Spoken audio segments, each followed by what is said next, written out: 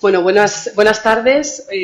Os doy la bienvenida una tarde más aquí a Centro Sefarat Israel. Hoy me hace especial ilusión, como cada vez que viene un hebraísta, especialmente de la Universidad Complutense de Madrid, y en este caso profesora mía también. Me hace especial ilusión porque sé que el libro que presentamos hoy, que presenta hoy la profesora Guadalupe Seijas, Las imágenes hablan, Biblia, arte y mujer, es el producto de un trabajo largo y muy elaborado, un magnífico trabajo, y quiero presentar a la profesora Guadalupe y a continuación vamos a entablar un diálogo que nos va a ilustrar también a través de imágenes. Guadalupe Seijas de los Ríos Zarzosa es doctora en Filología Semítica y profesora titular del área de Estudios Hebreos y Arameos de la Universidad Complutense de Madrid, donde imparte clases de lengua y literatura hebrea. Ha dirigido ILU, Revista de Ciencias de las Religiones, entre 2007 y 2011, y en la actualidad coordina el programa de doctorado en Ciencias de las Religiones de la misma institución. Junto a María Teresa Ortega Monasterio organizó la exposición A través de los siglos, Historia del texto bíblico, en Casa de la Ciencia en Sevilla en 2012. Entre sus numerosas publicaciones cabe destacar Masora, la transmisión de la tradición de la Biblia hebrea en 2010, en colaboración con Elvira Martín Contreras, la coedición de Computer Assisted Research on the Bible in the 21st Century en 2010, Historia de la literatura hebrea y judía en 2014, un ambicioso proyecto que abordó en calidad de directora y coautora. Y en el ámbito de los estudios bíblicos culturales, la edición y participación en la obra colectiva Mujeres del Antiguo Testamento, de los relatos a las imágenes en 2015. Y su versión inglesa, Women of the Bible, From the Text to Image, en 2022. Por último, ha dirigido varios proyectos de investigación y desde 2017 es directora del Grupo de Investigación Biblia, Textos e Iconografía. Y después de leer este magnífico currículum, pues vamos a comenzar. Le doy la bienvenida. Eso, iba a darte las gracias, Rosa. Rosa ha sido alumna mía, así que es especialmente gratificante ver que alguien del campo de los estudios hebreos pues acaba pudiendo trabajar en el propio área, ¿no? Quiero dar las gracias a la editorial EUNSA, antes de empezar, por si acaso se me olvida, ¿no?, por haber confiado en mí. Y quiero daros las gracias a todos y cada uno de los que estáis aquí. Cada uno de vosotros tiene un papel en mi vida, bien como familia, fundamental, bien como compañeros de la facultad, compañeros de otras instituciones académicas, amigos, hay algunos desde COU aquí presentes, desde la carrera, otros que se han ido incorporando en mi vida en distintos momentos, hasta algunos muy recientes, pero que son no por ello menos importantes. Así que a todos y a cada uno, gracias por compartir conmigo este momento, que es el resultado de mucho trabajo, pero también de mucha ilusión, ¿no? Pues comenzamos con este diálogo, esta conversación, y quería preguntarte si después de... ¿qué sientes en relación a este libro y qué motivación te ha llevado a escribirlo? Bueno, yo creo que cada libro es un libro diferente, ¿no? Es distinto en tu momento vital y en tu momento académico. Pero este libro tiene, como todos, me gusta decir, su historia. Y en este caso, la historia se remonta a un cambio del plan de estudios donde se introduce una asignatura por primera vez que no tenía historia previa, que se llamaba y se sigue llamando personajes bíblicos, donde los profesores tenemos un temario y unos personajes asignados, y una vez que mostramos cuál es el personaje en la Biblia, después lo que hacemos es hacer una proyección en la historia de la cultura. A mí me asignaron los reyes de la monarquía unificada, Saúl, David y Salomón, las matriarcas y las heroínas. Y para mí fue enormemente estimulante la posibilidad de encontrarme ante un mundo de inmensas posibilidades que me llevó, por ejemplo, a conocer el oratorio de Giuditta Triunfans de Vivaldi para voces femeninas, que me llevó a música pop y folk, que con influencia bíblica, que me llevó a Anita Diamond, tal vez habréis visto la serie en televisión, con La tienda roja, que me permitió hacer una lectura dramatizada de La bella Esther de Lope de Vega. Y entonces a mí aquello me fascinó, me pareció muy estimulante y plantó en mí la semilla de yo quiero seguir trabajando por aquí, ¿no? Que es el campo de lo que conocemos como recepción de la Biblia o estudios bíblicos culturales. Yo, con el paso del tiempo, me he ido dando cuenta que había que elegir, porque no se puede trabajar todas las disciplinas a la vez, y me he ido orientando por el tema de la iconografía, fundamentalmente pintura, pero también en ocasiones me he encontrado con obras de grabados o de fotografía que me parecían especialmente interesantes. Yo tengo que empezar diciendo, que yo soy filóloga, no soy historiadora del arte. Soy lo que soy y no voy de lo que no soy. Pero al mismo tiempo creo que en la recepción de la Biblia existe una opción de trascender disciplinas.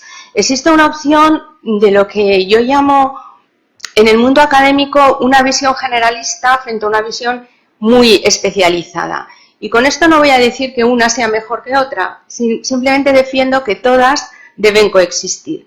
Entonces, desde esa visión que permite un diálogo entre la filología, mi campo, y la historia del arte, no hace falta que diga que he leído mucho sobre historia del arte, que me he documentado mucho y que he acudido a aquellos que saben más que yo en ese campo para poder llenar los vacíos que tengo, ¿no? Pero justamente ahí me voy a situar yo y eso que vamos a desarrollar en...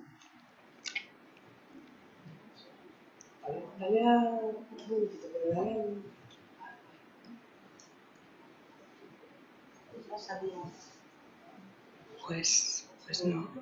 Bueno.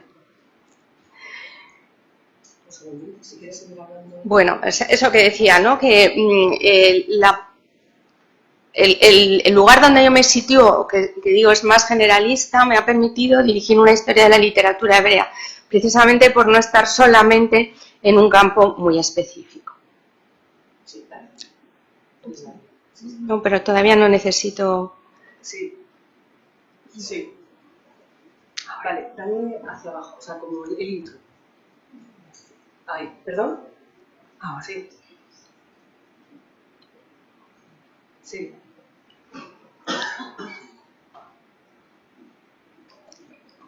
Vale. Vale. Vale. Eso tengo.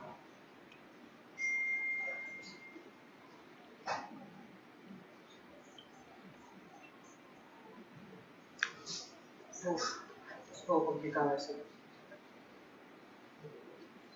Vale, vale, venga, venga. Vale, venga, hasta ahora. Venga, hasta ahora. Perdón, técnico. Bueno, a ver, sí. Ya está. Bueno, vale. Va a parpadear, pero va a ser, vale. Perdonad. Bueno, pues la siguiente pregunta es ¿por qué has elegido este título? Vale, pues aquí me vais a permitir que me explaye un poco más, ¿no? He dado muchas vueltas a encontrar un título que explique exactamente qué es el libro. De ahí que tenga dos partes. Las imágenes hablan por un comienzo y luego Biblia, arte y mujer. Voy a empezar por las imágenes hablan. Y lo voy a ilustrar con algunas imágenes que, excepto la de la portada, no están en el libro, porque si os cuento el libro, pues para que os lo vais a leer, ¿no? Esto es una cosa... Pero que os van a situar, a poner en contexto de por dónde va mi trabajo. Cuando digo las imágenes hablan, elegí para la portada este cuadro que lleva por título Esther, de John Everett Mille. Es un pintor prerrafaelita y es la reina Esther. No sé si se ve, pero aquí tiene una corona en la mano, ya se ha quitado la corona, está quitándose algo que sujeta el cabello y se va a adentrar a un lugar que está oculto por la cortina. No está a pesar de que las ropas son de cierto esplendor, no está en su apogeo de reina, está en un momento pensativa. ¿En qué está pensando? Evidentemente no lo podemos saber con certeza, pero sí podemos apuntar algunas posibilidades. Probablemente está pensando en el desafío que tiene ante sí de presentarse ante el rey Asuero sin haber sido llamada. Nadie podía presentarse ante el rey si no había sido convocado por él con anterioridad bajo pena de muerte. Por tanto, el acudir ella para pedir clemencia y protección para su pueblo está implicando un riesgo importante. Puede ser que esté reflexionando en lo que supone para ella en ese momento tomar conciencia de formar parte del pueblo judío y de su responsabilidad para con ellos. Sea como fuere, ese ensimismamiento del personaje nos abre a poder explorar posibilidades que muchas veces están implícitas en el texto, pero que no están desarrolladas. Pero voy a poneros algunos otros ejemplos que ilustran bien lo que quiero decir con las imágenes habla. Os traigo una instalación de Doris Salcedo. Esta es una instalación temporal, por tanto ya no existe, que se lleva a cabo en Estambul en un local vacío entre dos edificios abandonados. Son 1.550 sillas. No sé lo que os sugiere a cada uno de vosotros esta imagen. Ella lo hizo como en recuerdo de las víctimas anónimas de las fosas comunes de cualquier conflicto bélico. No pensaba en uno en concreto. A mí esta imagen me produce una serie de lo que yo llamo hipervínculos, ¿no? Asociaciones de ideas. A mí me recuerda, no tiene por qué recordaros a vosotros, pero a mí sí lo hace, esas vitrinas que en Auschwitz están llenas de zapatos, o están llenas de maletas, o están llenas de peines, ¿no? Es esa mezcla, esa abundancia, pero donde cada peine, cada maleta y aquí cada silla están hablando de una vida truncada. Por tanto, es un buen ejemplo para ver cómo una imagen nos mueve cosas.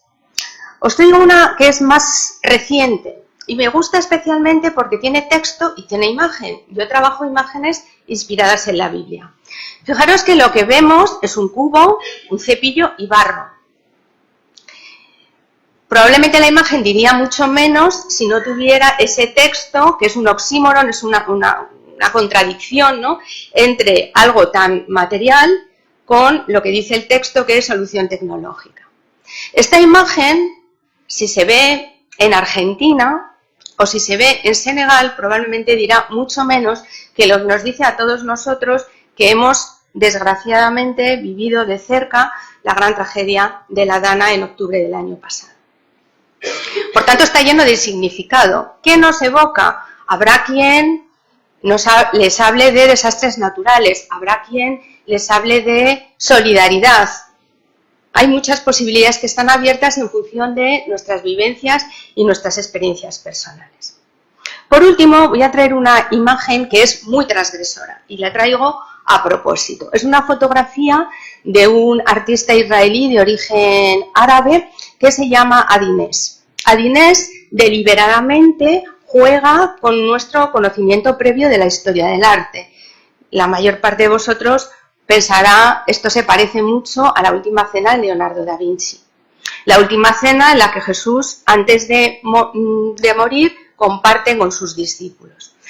Lo que ha querido hacer Adines es ponernos en la situación de los soldados que están cenando justo antes de entrar a combate y que es posible o cabe la posibilidad de que también sea su última cena. Y él está jugando con la transgresión, con incluso algo distorsionante que puede a lo mejor dejarnos como perplejos o incluso incómodos, pero también está hablando de vulnerabilidad y de la fragilidad de la vida.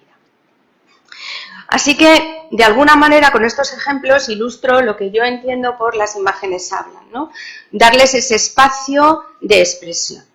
Paso a la segunda parte del título, Biblia, arte y mujer. Evidentemente que la Biblia es un texto religioso, pero también evidentemente es un libro de literatura universal, atemporal, un libro que nos habla del ser humano en cualquier época y circunstancias, que trasciende los límites del tiempo y el espacio. Algunos ejemplos. Si hablamos del Éxodo, de la salida de Egipto, no solo estamos hablando de una experiencia concreta de un pueblo que es liberado de la esclavitud, atraviesa el desierto y llega a la tierra prometida. Estamos hablando de una experiencia de salida, estancia intermedia y llegada. Y es una especie de paradigma o arquetipo que va más allá, pero que continuamente hablamos de Éxodo y viene de la Biblia, aunque ya no recordemos sus orígenes. Hablamos de exilio, del exilio de Babilonia, pero también de tantos exilios impuestos o autoimpuestos, personales o colectivos. ¿Qué decir del libro de Job? El libro que plantea preguntas universales que continuamente nos hacemos, desde la filosofía, desde la religión, el porqué del sufrimiento del inocente, ¿no? Los salmos están expresando los sentimientos de cualquier persona en su relación con la divinidad y se leen hace 20 siglos y se leen ahora, ¿no? Así que la Biblia, y esto es uno de los grandes objetivos, ¿no?, de mi carrera académica, el reivindicarla como una literatura al acceso o disponible para cualquier lector. Es verdad que todo el mundo sabe lo que dice la Biblia, aunque no lo haya leído, y para eso los filólogos tenemos mucho que hacer para desmenuzar el texto de la Biblia. Pero igual que la obra del Quijote de Cervantes, a pesar del siglo XVI, es un referente cotidiano y hablamos de este es un Quijote de la vida con total normalidad, la Biblia también de alguna manera funciona así en expresiones, en instituciones y en tantos otros elementos. Con respecto al arte, autores como Paolo Verdini o Cherin Exum hablan de las imágenes que representan a la Biblia como una forma de exégesis visual. Me voy a explicar. Los textos bíblicos son muy escasos en detalles y, por tanto, cuando se transforma un texto en imagen, hay muchos vacíos que el artista tiene que llenar. Cuando los llena, está haciendo una interpretación, está incorporando elementos nuevos. A veces se focaliza en un personaje que es secundario, a veces modifica cosas del texto, a veces las incorpora o las recrea. Todo eso hace que la imagen resultante nos permita profundizar en el texto bíblico, siempre teniendo el texto de la mano. Pongamos un ejemplo. El libro de Ruth, que los que me conocéis sabéis que le he dedicado mucho tiempo y energías y que tiene un gran protagonismo en el libro. Sabemos que Ruth tiene una adhesión incondicional por su suegra, pero ¿de qué tipo es esa conexión? ¿Qué han vivido juntas? Si es que han vivido experiencias que les han hermanado. ¿Que es una relación de igualdad? ¿Es una relación de desigualdad? Nada de eso está en la Biblia. ¿Qué relación hay entre Ruth y Boaz? ¿Se enamoran? ¿No se enamoran? ¿Es un amor platónico? ¿Son dos personas de una edad parecida? ¿Es una relación amorosa entre alguien de avanzada edad y alguien en la edad madura? Por mencionar algunas preguntas. Entonces, quiero mostraros esta imagen. Yo no puedo menos que conmoverme siempre que la veo. Esta imagen es Ruth y Noemí de camino a Belén. Ya han abandonado, se han despedido de Orfá y están solo las dos. Es una escena que nos habla de la dificultad del camino, no solo el viento que infla la sábana con la que se protegen, sino que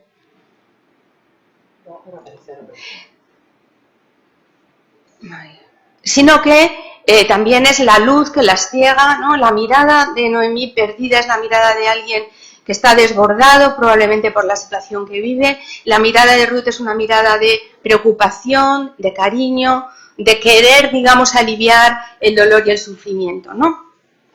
Claro, cuando nosotros vemos esta imagen y venimos del texto bíblico y esta imagen plasma, desarrolla, profundiza mucho en lo que el texto no dice, que no quiere decir que no esté en el texto, quiere decir que no está así.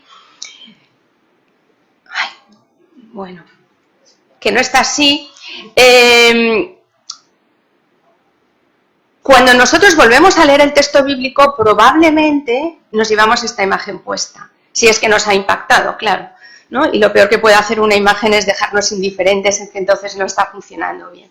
Entonces ahí hay un diálogo de ida y vuelta, hay un diálogo del texto bíblico a la imagen que lo representa y de la imagen que lo representa cuando volvemos al texto bíblico, ¿no? Bien. Tengo aquí algunas notas porque luego se me olvidan cosas que quiero decir. Y os traigo otra imagen completamente diferente, ¿no?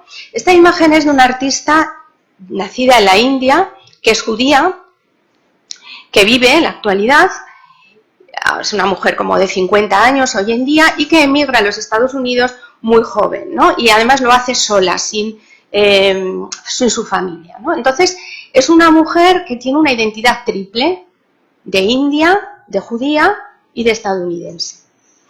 Y ella elige, aquí en la parte de abajo de la imagen, veis unas letras en hebreo que es el nombre del personaje, Rebeca. Y ella explora un aspecto que hasta donde alcanza mi saber no se ha profundizado en él. Rebeca en Génesis 24 es la mujer decidida, es la mujer que no teme afrontar el peligro y la incertidumbre. Pero nadie ha abordado el tema de que ella abandona a su familia, su tierra y se va a un lugar y no sabe si va a volver o no va a volver a ver a su gente alguna vez. Es decir, es un referente de migración. ¿Y cómo lo representa Siona Benjamin?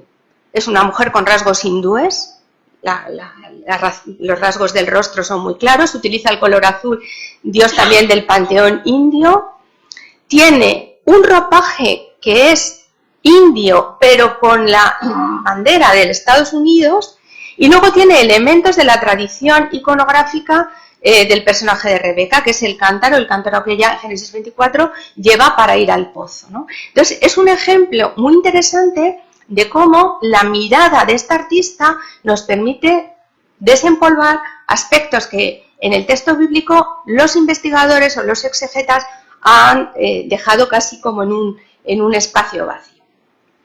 Vale. Otra cuestión interesante es, si digo que las imágenes hablan, es importante que las dejemos hablar, que las escuchemos, que seamos receptivos a ella. Y para eso hace falta una mirada pausada. Hace falta una mirada atenta, hace falta una mirada que va una y otra vez, hace falta una mirada que no se queda en lo aparente. Y yo creo que esa mirada, al menos es mi experiencia a lo largo de estos 5 años que van desde que comienzo a escribir el libro hasta que se termina, es una mirada que no dejo de darme cuenta de que no solo es una mirada académica, es una mirada personal. Porque es una forma de estar en el mundo. Atender a lo marginal, a lo pequeño, a lo que no hace ruido, a lo que está escondido, va mucho más allá de lo académico, al menos yo lo siento así. Así que entiendo que frente al ruido, a lo ensordecedor, a lo que es agresivo o llamativo, hay otras formas de mirar el arte y la vida. Y dentro también de este espacio del arte, me gustaría hablar de que tenemos un tiempo que es el de la creación del artista, una época que hay que analizar y que hay que estudiar, y luego hay una época que es la de quien contempla la imagen. Y quien la contempla es como un libro, cada lector hace su propia lectura. Las obras de arte se convierten en objetos vivos cuando tiene quien las contempla, ¿no? Entonces hablamos de una resignificación. Y creo que este ejemplo es muy claro. El muro de Berlín ha tenido distintos elementos asociados. Mientras existió el muro divisor, era un elemento distorsionador, de atentado a la democracia, de desunión, de dolor. Cuando el muro se abre en 1989, sus espacios se convierten en lienzos de expresividad, de libertad y que adquieren un significado totalmente distinto, ¿no? Entonces este ejemplo de resignificación me sirve para hablar también de cómo una obra de arte en un momento determinado en el siglo XIX se lee de una manera y del siglo XXI nosotros la percibimos de otra forma. Y concluyo esta parte con una cita de José Manuel Mangano, que es un fotógrafo que tras muchos años de problemas con la visión acaba quedándose ciego y a pesar de ello sigue haciendo fotografías. Y en una entrevista que se le hace en febrero del 2024 se le pregunta, ¿se puede perder la mirada? Y él dice no, se puede perder la vista pero no la mirada.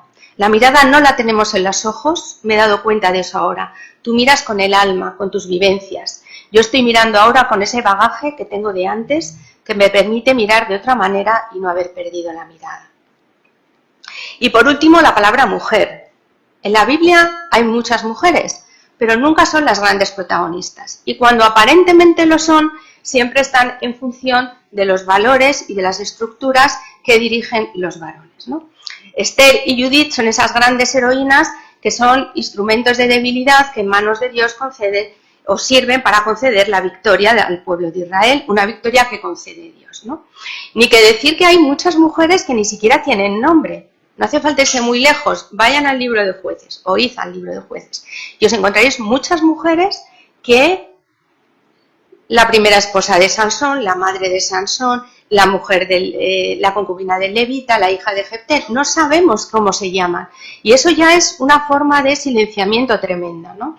Entonces, no solo en este libro, sino que en mis últimas investigaciones he tratado de dar voz a estas mujeres bíblicas y de rescatar muchos valores que a lo mejor no han sido tan significativos, pero que, a mi juicio, están ahí y que ofrecen múltiples posibilidades exegéticas.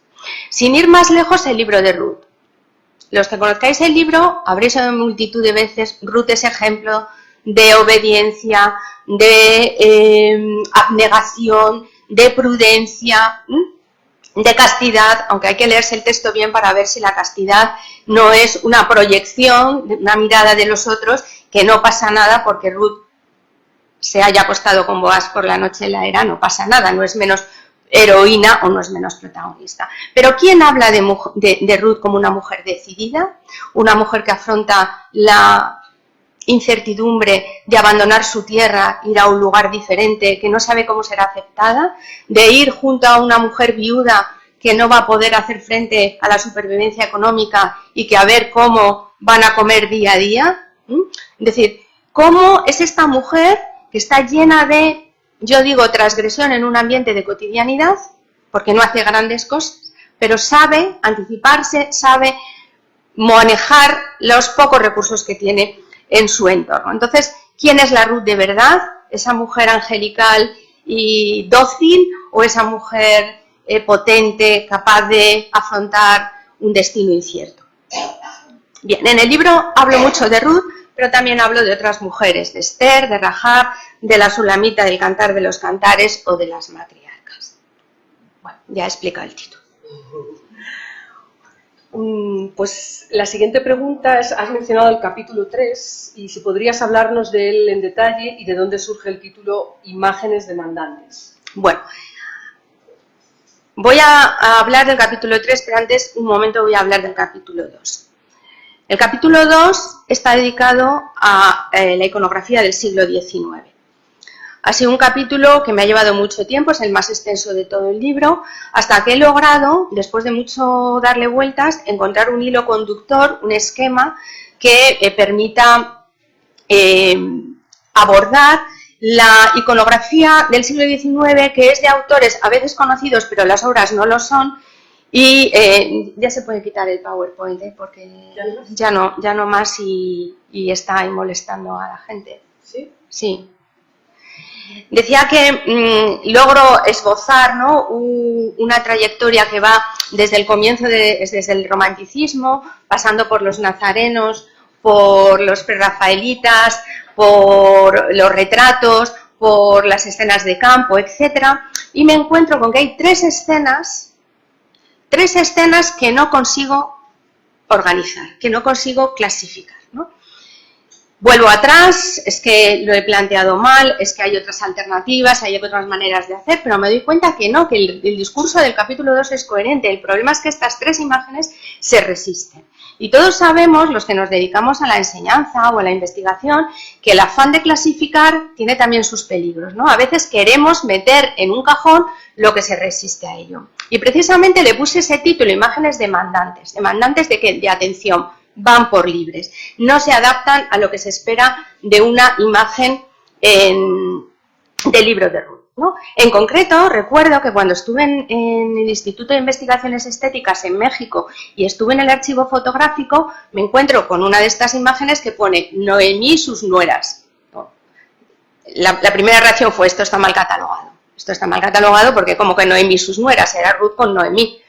Bueno, resulta que el protagonismo en estas imágenes decimonónicas, donde el peso de la matriarca o de la madre tiene un gran protagonismo, nos encontramos con que de alguna forma la representación de la historia de Ruth está modificada, ¿no? Entonces, ahondar en ese tipo de imágenes o encontrarnos una Ruth resplandeciente, vestida de blanco en medio de la era, uno dice, ¿dónde vas a espigar con ese traje? Rodeada además de africanos lustrosos. ¿Dónde ha habido africanos en Palestina? Pues en la vida.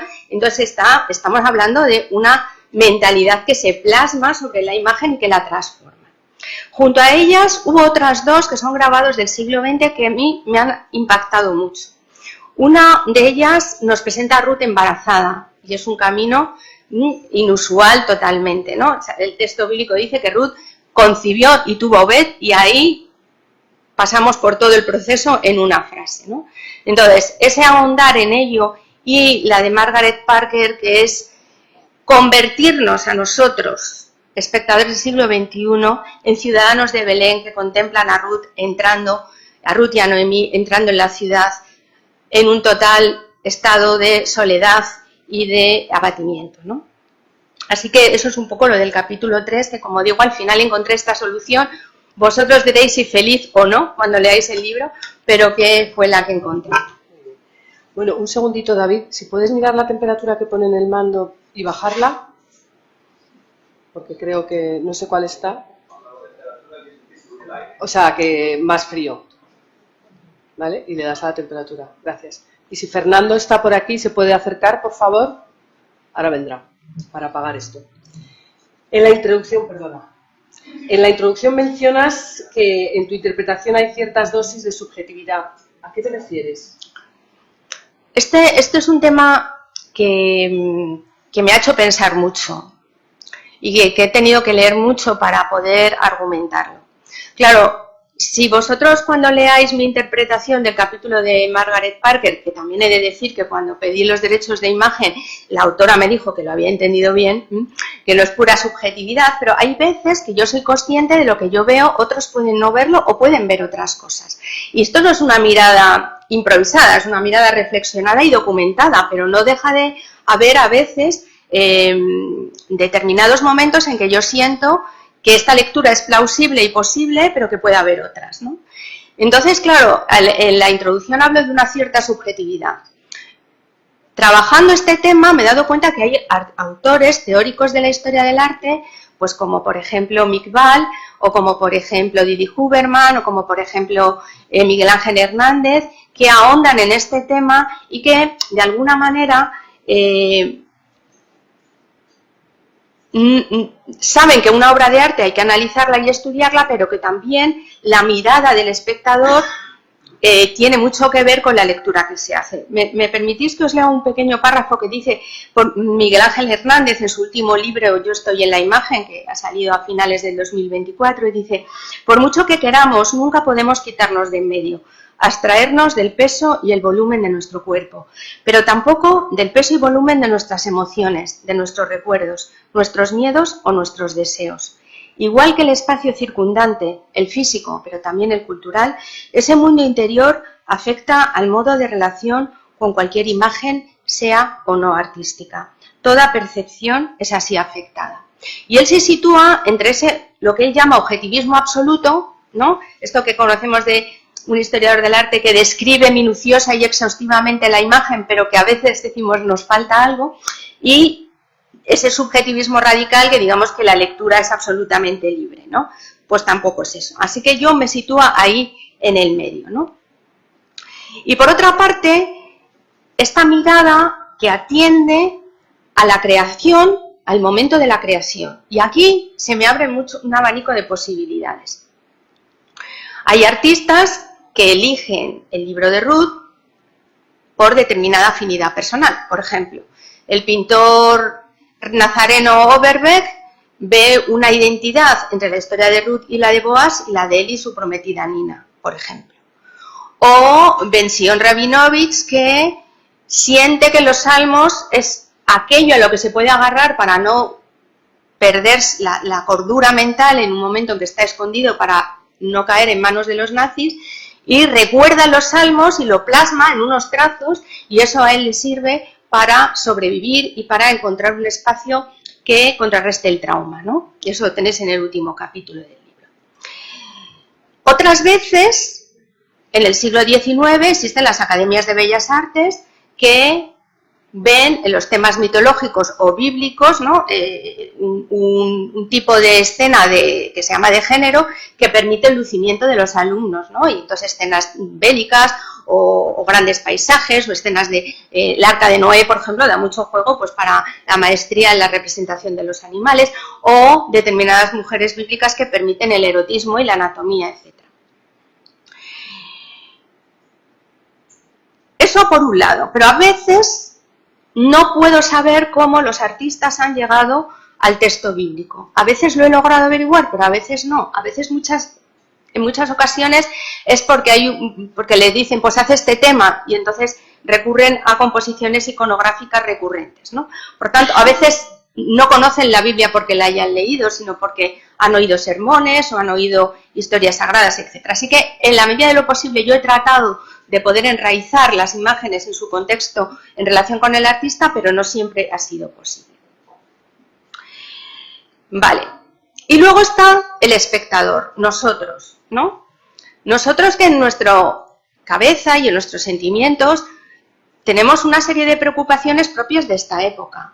Cuando se lee el libro de Ruth, hoy en día se habla del indigenismo, por ejemplo, que en el siglo XIX este era un tema que no, o de la solidaridad entre mujeres, o de la vulnerabilidad, o del trauma, que ahora mismo hace furor en los estudios bíblicos, ¿no? Los estudios sobre el trauma. Entonces, también eso está aquí presente, nada que ver pues con el ideal del ángel del hogar que se proyecta en las mujeres, en todas las mujeres, y las bíblicas también, del siglo XIX, como esa mujer abnegada, bueno, pues Fortunata y Jacinta, ¿no? Todos tenemos en mente a Jacinta, pues a ese. Entonces, ahí me voy moviendo yo con la subjetividad, ¿no? Muy bien. La siguiente pregunta, en el libro te detienes a estudiar las obras pictóricas de artistas judíos. ¿Por qué es importante y qué aporta a tu interpretación? Muy bien. Yo creo que esto es una aportación del libro importante porque son grandes desconocidos, y acceder a los artistas judíos no solo es acceder a su obra de arte, sino acceder a sus contextos vitales, sociales y políticos. Y el hecho de provenir del área de estudios hebreos me permite tener una mirada más centrada en ello, ¿no?, que alguien que viene de fuera y tiene que hacerlo todo de nuevo. Hay poca bibliografía sobre ellos y la mayor parte de ella está realizada en Israel. Son artistas, o sea, probablemente si os dijera, ¿conocéis algún artista judío? Pues aparte de Chagall, nos costaría rascar para encontrar alguno más, ¿no?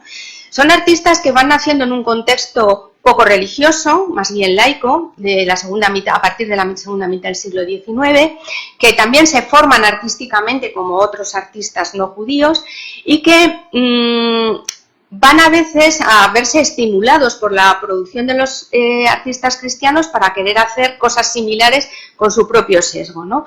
Yo en el capítulo 4 me centro en 3 artistas, en Lilien, Abel Pan y Arthur Sisik. Algunos de ellos en su época tuvieron mucho éxito, pero enseguida quedaron relegados al olvido, quedaron como de modé, ¿no?, como ya un poco anticuados, ¿no?, y prácticamente no se ha vuelto sobre ellos. Y en el capítulo 5 trabajo de Ben-Zion Rabinovich, el que os he hablado hace un momento, que curiosamente, como no respondía al ideal después de la Segunda Guerra Mundial, de un judío musculoso, fuerte, dueño de su destino, sino que era un hombre que había estado desbordado por las circunstancias, pues prácticamente su obra se ha conservado en ámbitos cristianos, y realmente ha sido a través de su nuera, que es la que ha conservado un poco su legado, que he podido acceder a la obra de este arte. Entonces creo que son artistas muy desconocidos y de difícil acceso, ¿no?, y que ponerlos aquí en el libro pues es una aportación. ¿Cuáles han sido las principales dificultades con las que te has encontrado? Muchas, porque claro, cuando uno busca imágenes de Esther, de Judith, de Susana, en todos los repositorios hay un montón de imágenes. Cuando empiezas a buscar de Ruth, tienes que buscar Ruth, Orfá, Boaz, o sea, primero cada una de las imágenes están clasificadas con títulos muy variados. Segundo, no hay forma, y esto me ha costado muchísimo trabajo, de identificar las imágenes. O sea, una imagen, ya habéis visto, aquí yo os pongo de dónde la he tomado, en qué lugar se encuentra, etcétera.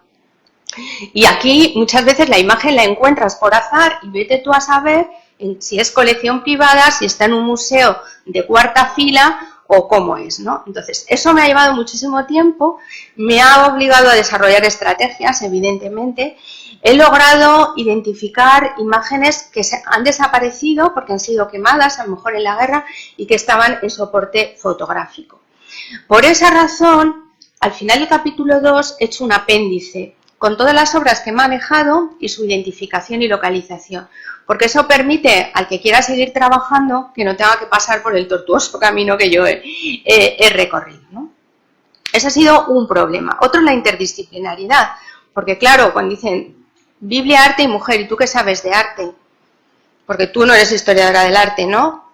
Bueno, la interdisciplinaridad viste mucho, pero a la hora de la verdad todo el mundo barre para casa y solo se puede hablar de arte si eres licenciado o doctor en historia del arte. Entonces, bueno, he tenido que afrontar pues resquemores o suspicacias con respecto a la validez de este trabajo.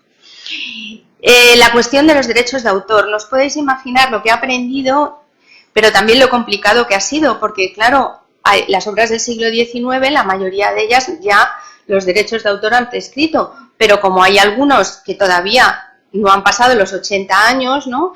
Pues resulta que hay que buscar quién tiene los derechos. Y el problema no es pagar los derechos, que también es un problema, sino es averiguar quién detenta los derechos. Así que he encontrado pues la hija de un autor, la nuera de otro, etcétera, ¿no?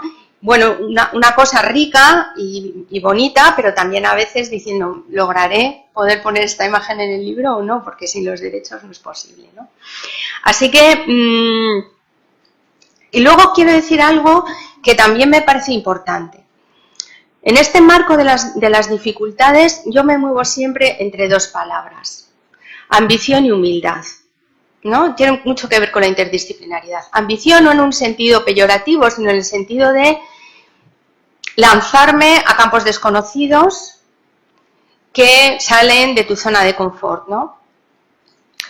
Pero con mucha humildad, sabiendo lo que sé, pero también lo que no sé, y sin que me suponga un problema acudir al que sabe más que yo para salvar esa distancia. Así que bueno, como veis, el libro ha sido movido, ¿no? Me ha llevado 5 años, incluso ya al final, cuando estaba releyendo la versión final, decía, uy, otra vez esto no lo veo tan claro, ¿no? O sea, que ha tenido mucha historia, un COVID de por medio, en fin, qué dificultades ha habido. Largo camino. A tu juicio, ¿cuáles son las principales aportaciones de este libro? Bueno, yo creo que lo que tiene, por un lado, es rescatar el acervo del libro de Ruth en el siglo XIX, que todo el mundo sabía que había imágenes, pero luego no había mucho escrito sobre ello, más bien estaba todo muy disperso y desordenado. Creo que tras la lectura del texto se ve con claridad la aportación de ese diálogo entre texto e imagen, ¿no? Que es un leitmotiv que recorre todo el libro, y cómo las imágenes nos ayudan a repensar y a profundizar en el texto bíblico. Y creo que, aparte de incorporar estos autores judíos, que como digo son muy desconocidos, creo que queda muy claro el potencial y el dinamismo que tiene la Biblia como instaurador de cultura, es decir, como inspirador de múltiples manifestaciones artísticas. Yo me centro aquí en la iconografía y en algunas técnicas concretas de la iconografía, pero las posibilidades son inmensas. Y por último, me gustaría preguntarte, ¿a qué lector te diriges? Pues, ¿a qué lector me dirijo? Podía haber escrito un libro muy abstruso, que no entendiera casi nadie, pero que no me sale, ¿no? No es que sea fácil escribir con un estilo accesible, ¿no? Aquí mi marido pues me ha metido mucho rojo porque es el papel de los maridos, ¿no? O de las parejas en este tipo de trabajos. Pero mi interés era que las cosas se entiendan, ¿no? Que el rigor no vaya separado de una lectura agradable, ¿no? De que el aprendizaje o el conocimiento puede tener en determinados momentos una faceta lúdica, ¿no?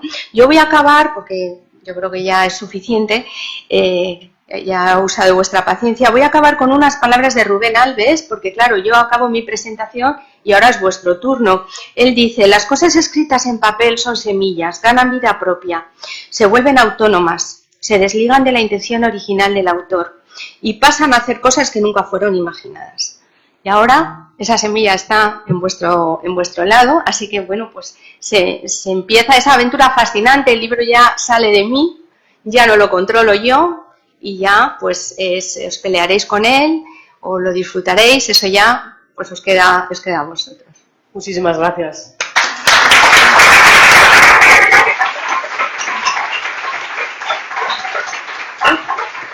Pues abrimos ahora un turno de preguntas. Fernando, ¿puedes traerme el mando del proyector y el micrófono? El micrófono, tráemelo. El micrófono se va. Bueno, pues si hay alguna pregunta en el público, ahora tenemos un micrófono porque, como sabéis, está grabando. Disculpad los problemas técnicos. Este es el del proyector, ¿verdad? Sí. Vale. ¿Y me traes también este? Hola. Este. A ver, ¿alguien que desea hacer alguna pregunta, por favor? Ahí. Bueno, yo no quiero hacer muchas preguntas porque en algunos sentidos he seguido muy de cerca en ocasiones la evolución del libro. Solamente quería darle mi más cordial enhorabuena a Guadalupe, que llevamos toda una vida juntas, que fue una de mis alumnas, y aquí tengo a la otra. Y ahí está el nombre de esa tercera. Bueno. Y felicitarle porque es un libro muy bonito, es un libro muy accesible. Yo creo que decías que para quién va destinado, pues efectivamente para quien sepa leer y tenga un mínimo interés en qué es esto de la Biblia, de las imágenes y qué pasa con las mujeres en la Biblia. Creo yo que se explica por sí mismo, pero además está tremendamente actualizado y sigue pues unas líneas también de la investigación, yo creo muy de ahora, ¿no? Porque Guadalupe está siempre muy preocupada por estar en el último momento, en la actualidad. Yo me quedé un poquito en el siglo XX, pero ya he tirado para adelante con el XXI y arrasará con el XXII, entonces simplemente felicitarla. Muchas gracias. ¿Alguna pregunta por el público?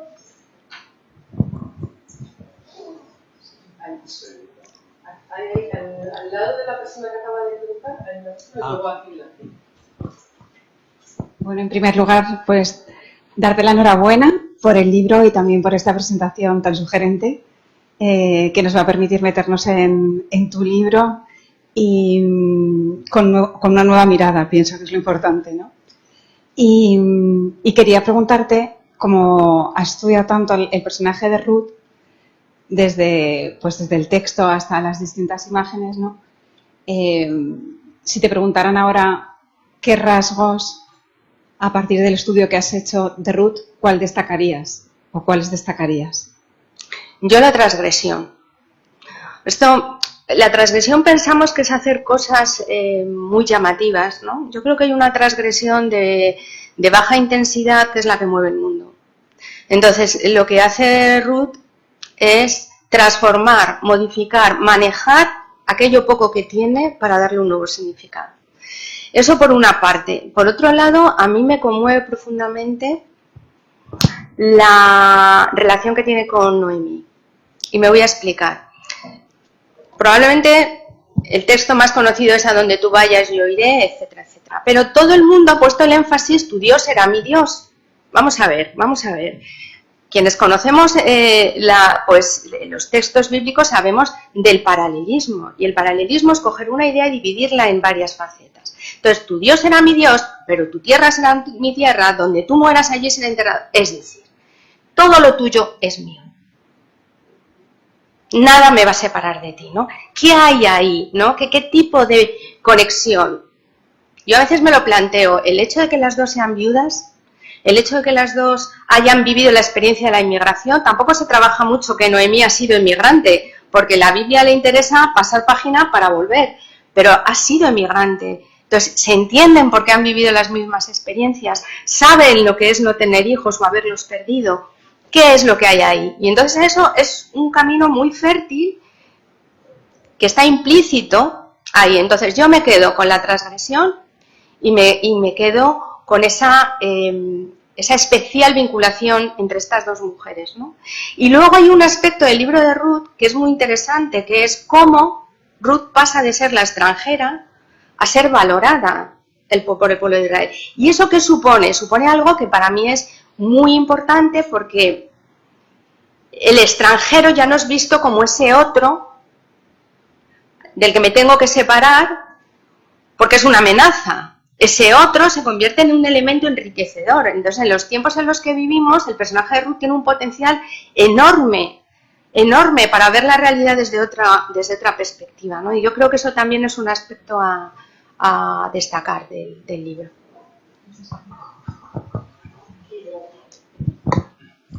Gracias. Bueno, lo primero es cierto que me ha encantado la presentación. Yo no soy para nada especialista ni remotamente en estas cosas, pero lo que me ha venido a la mente es que yo todo lo que tú dices lo encajo más o menos en cosas que me suenan a religiones. Entonces, la pregunta que te quería hacer, pidiéndote una opinión personal más que una valoración técnica, es: ¿este libro habla de religión?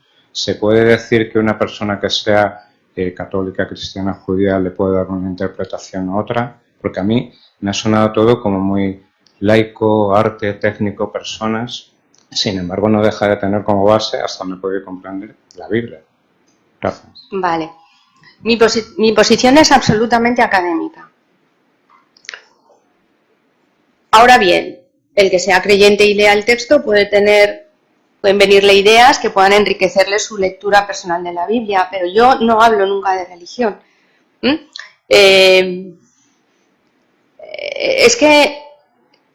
Es que son caminos diferentes, aunque pueden luego en un momento determinado el individuo hacerlos converger, ¿no?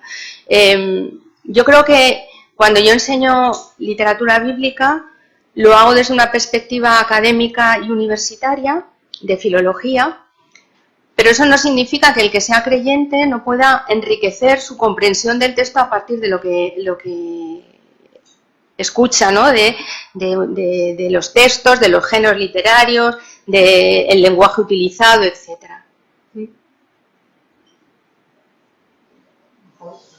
¿Alguna pregunta más? Ahí. Está encendido, ¿verdad? ¿No lo has apagado? Sí. Gracias, Guadalupe. Me ha gustado mucho la presentación, el libro y lo que significa, se percibe enormemente, y quiero felicitarte y manifestarte mi satisfacción porque has logrado mantener algo fundamental pese a las dificultades que a lo largo del camino ha habido en este tipo de temas. Y te animo a que sigas siendo interdisciplinar. Porque, aparte que es más bonito, porque te abres a otros caminos no explorados, el resultado es una síntesis de distintas perspectivas que enriquece enormemente el campo de trabajo. Naturalmente, y hemos vivido esos problemas a la hora de justificar estos trabajos. Porque ahí, en la universidad sobre todo, se impone la superespecialización. Y es curioso, se llama universidad, pero luego cuando uno quiere ser de saberes universales, le dicen que no es especialista para pedir proyecto o dinero en este campo. Has logrado, y lo conozco bien y de primera mano, llevar adelante este tipo de proyectos interdisciplinares, y entonces te animo a que sigas en la misma línea, y felicidad otra vez porque es un libro magnífico. Muchas gracias. Me voy a... pues allí al fondo. Ahí al fondo y luego te apunto. ¿Vale? Bueno, enhorabuena Guadalupe por el libro, me pone muy contento.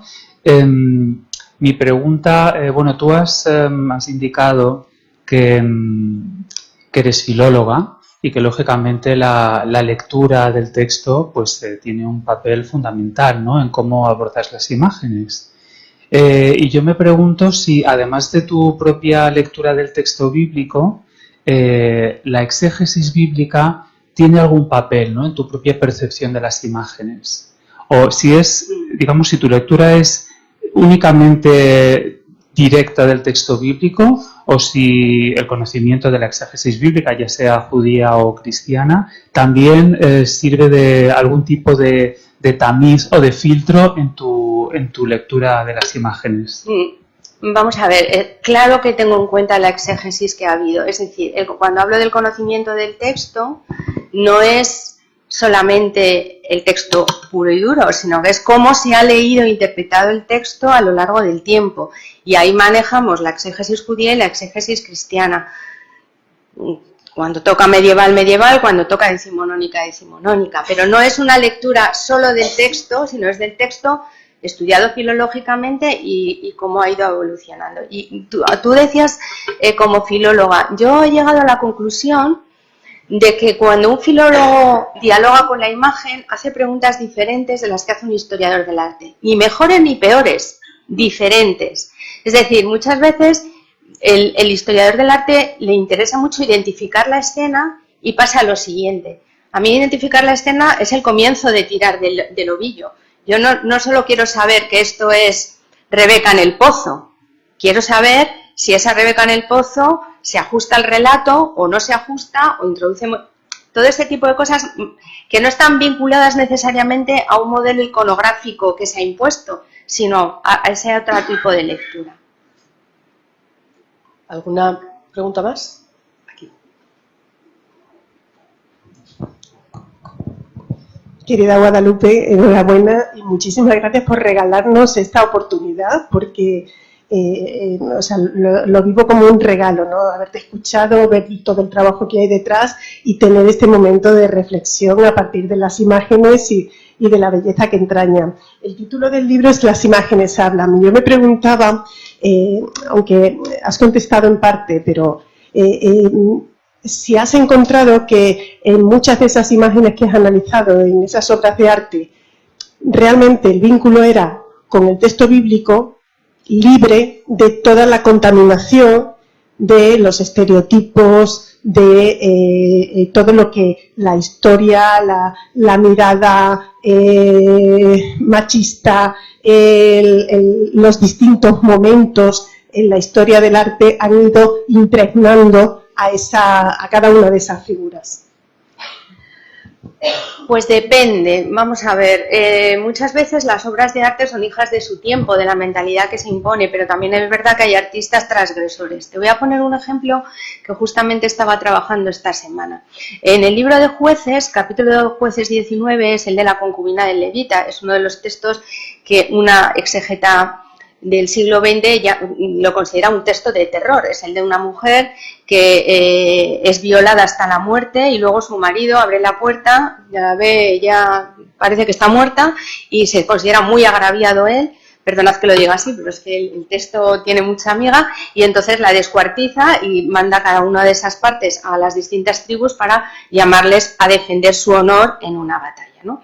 Entonces, cuando me pongo a ver las imágenes y las representaciones artísticas que hay, me encuentro con que algunas veces el cuerpo de la mujer es absolutamente níveo y blanco, o sea, no, vamos a ver, se la han violado hasta la muerte, la han golpeado, la han destrozado, ¿cómo la tienes así? Y sin embargo me encuentro un artista contemporáneo que lo que ha hecho es coger el rostro y llenarlo de magulladuras, ¿no? O sea, ¿qué está haciendo ese artista? está poniendo el foco en la mujer, en el dolor, en el sufrimiento y en la violencia que ha experimentado. Pero muy pocos de ellos, de los cuadros que yo he podido ver, se han centrado en ello. Incluso algunos que han sido más sensibles no terminan de dar el salto a esa destrucción. Entonces, bueno, no siempre, pero a veces encuentras un regalo para el investigador de encontrarse una lectura diferente. Pero depende. ¿Alguna pregunta más? Pues si no, tengo yo una.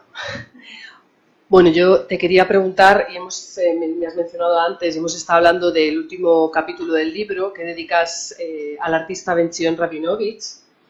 Bueno, él sufrió el Holocausto, es un superviviente del Holocausto, y me gusta que nos podrías hablar un poco, ¿no?, de cómo reinterpreta, ¿no?, esa mirada de salmos. Él trata los salmos que él ha recibido, él ha escuchado en casa, toda la educación que ha tenido judía.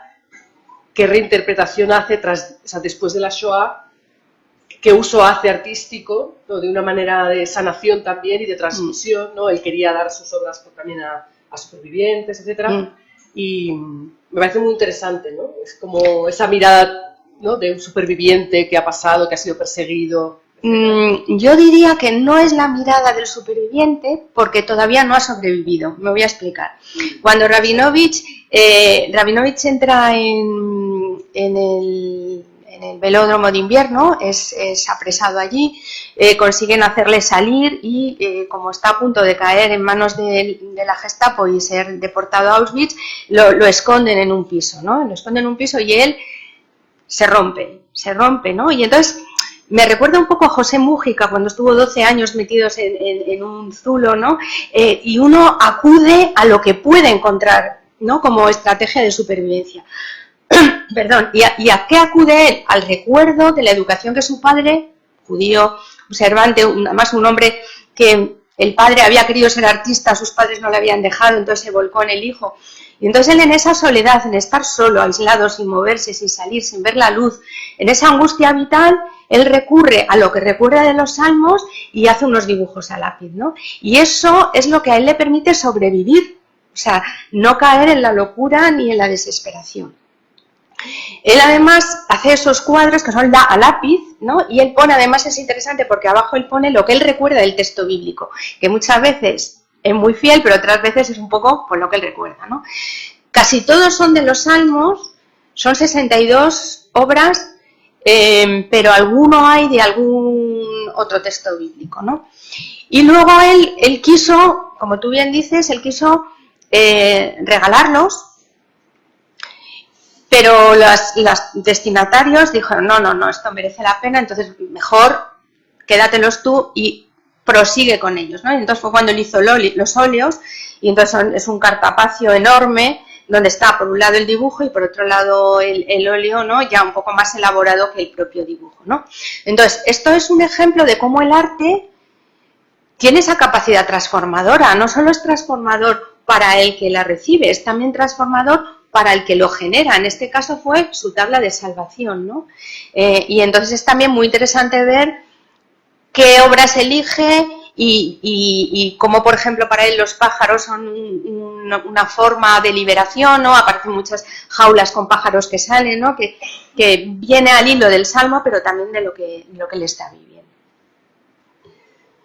Pues muchísimas gracias, Guadalupe, y enhorabuena. Muy bien. Y bueno, simplemente recordar a las personas que nos estén viendo esta grabación que tienen a su disposición, pueden encontrar el libro en la editorial EUNSA.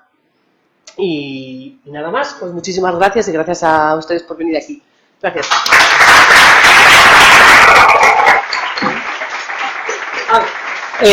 Os recordamos